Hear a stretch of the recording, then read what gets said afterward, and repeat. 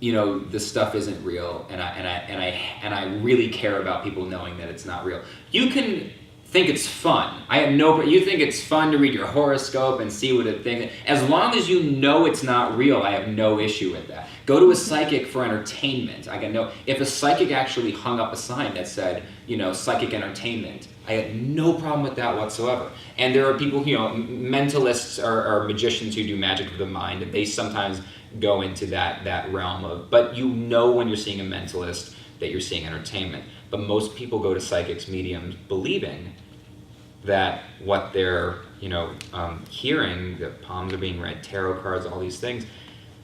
The problem with it is that they get information from a psychic or a medium, and then they make actual decisions in their life based on that information. And these people are magicians. They are using sleight of hand and the same tricks, all the same tricks that magicians are doing. They're just putting a different theatrical spin on it. But then people are believing that it's real instead of, nobody's leaving my magic show. As much as I would like to believe I'm changing the world with my magic show, and I don't even. But a lot, some magicians really get the idea that we're affecting people's ability to see the world in different ways, and that nobody walks out of a magic show a changed person. Nobody. I don't care if it was David Copperfield. It's wonderful for an hour. You see Copperfield or something like that, and he flies, and you lose yourself in the majesty of it for an hour, and then you leave, and you go back to your reality. You just do. Nothing changes.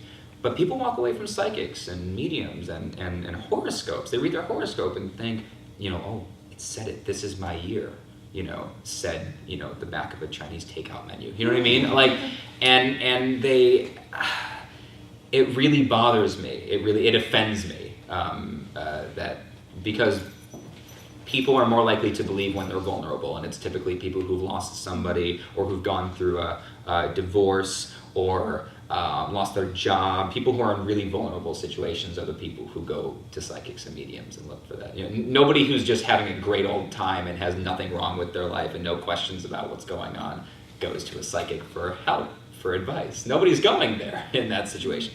So yeah, the nature of belief, it's amazing what we'll let ourselves believe when we're vulnerable. And I think and we've all done.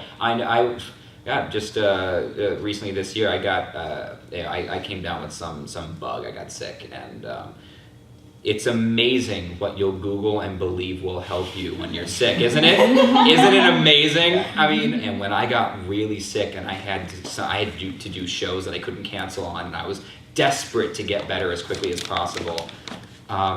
You'll read, take a clove of garlic and put it in your right ear while standing on and you're there doing it, and you're so the nature of belief is this really scary thing. And so, with great power comes great responsibility.